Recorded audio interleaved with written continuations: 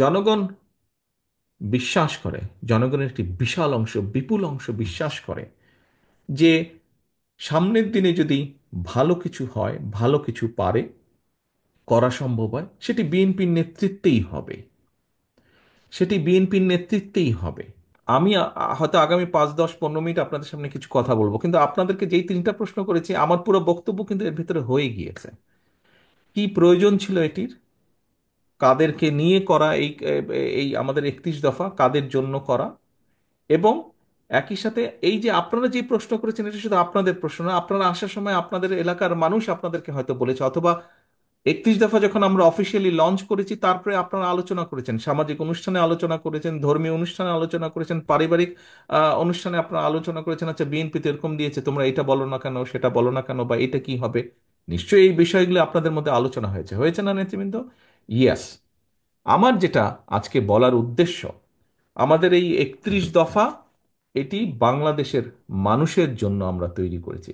হতে পারে, হতে পারে এখানে কিছু বাদ পড়েছে, হতেই পারে, হতে পারে এখানে নতুন কিছু সংযোজন করা প্রয়োজন। সেজন্যই কিন্তু আমরা বলেছি 31 দফাটি আমরা তৈরি করেছি।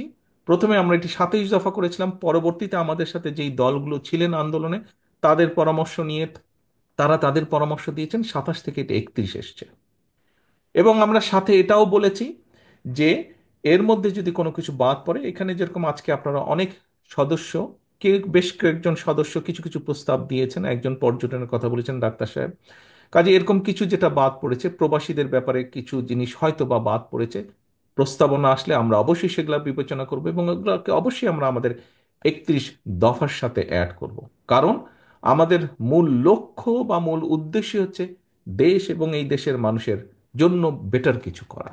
আমাদের একজন মহিলা নেত্রী, উনি উনি উনি একজন শিক্ষিকাও অবশ্য একই সাথে, উনি বলেছেন যে ওনারা যখন গিয়েছেন, যে ফ্যামিলি কার্ড নিয়ে আমরা কথা বলেছি, কোনো কোনো মহিলা হয়তো সাধারণ মানুষ তারা কিছুটা কনসার্ন এক্সপ্রেস করেছেন, হ্যাঁ আপনারা ইলেকশন আগে দিয়ে বলেন পরে করবেন কিনা, হতেই পারে এটা, হওয়াটা কারো কারোর মধ্যে শঙ্কা থাকতেই পারে। কিন্তু তারপরে উনি ওনার কনসার্নটা এখানে এক্সপ্রেস করেছেন, অর্থাৎ এই সবগুলো জনগণের পক্ষে থেকে আসা। আপনাদের প্রশ্ন, লক্ষ্য উদ্দেশ্য একটাই, জনগণ, জনগণ এবং জনগণ। প্রিয় সহকর্মীবৃন্দ, আমি আপনাদের সামনে আজকে একটি কথা রিপিট করতে চাই, যে কথাটি আমি বেশ কিছুদিন আগে আরেকটি অনুষ্ঠানে বলেছিলাম। দেখুন, এখানে উপস্থিত প্রত্যেকটা মানুষের সাথে, প্রত্যেকটা মানুষের সাথে বিগত 15 বছর, বিগত 15 বছর বিভিন্ন রকম অত্যাচার নির্যাতন হয়েছে, অবর্ণনীয় অত্যাচার নির্যাতন হয়েছে অনেকের সাথে। কাজেই আপনারা একটি অবর্ণনীয়, একটি অকল্পনীয় একটি অবস্থার ভেতর দিয়ে আপনারা আজ এখানে এসেছেন। আপনারা প্রত্যেকে বিএনপির পোড় খাওয়া নেতা এবং কর্মী। শুধু যে এই ঘরে যারা আছেন তা না, আপনারা অনেকে আজকে এখানে আসতে পারেননি, বিশাল অংশটাই আসতে পারেনি এখানে, স্ব জেলার আপনাদের, কিন্তু তারাও পোড় খাওয়া নেতা কর্মী। আপনারা কেন এই অত্যাচার নির্যাতন সহ্য করেছেন, কেন এই যে পুড়েছেন আপনারা, অত্যাচার নির্যাতন, জেল, জরিমানা, গায়েবী মামলা, মিথ্যে মামলা, এই যে এটার ভিতরে আপনারা পোড় খেয়েছেন, পড়েছেন, কেন করেছেন আপনারা? আপনারা করেছেন এ কারণেই, যেটি আমি বিশ্বাস করি, সেটি হচ্ছে একটি বিশ্বাস, একটি আদর্শকে ধারণ করেন বলি। কি সেই বিশ্বাস?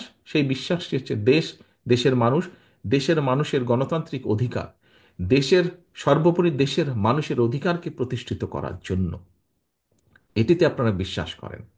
কাজেই নেতৃবৃন্দ, যেহেতু আমরা দেশের মানুষের রাজনৈতিক এবং অর্থনৈতিক অধিকার প্রতিষ্ঠার জন্য সংগ্রাম করেছি, যেহেতু আমরা দেশের মানুষের বাক স্বাধীনতা অধিকারের জন্য প্রতিষ্ঠা করার জন্য আমরা সংগ্রাম করেছি, কাজেই আজকে কিন্তু আমাদের দায়িত্ব অনেক বেশি, আজকে আমাদের দায়িত্ব অনেক বেশি।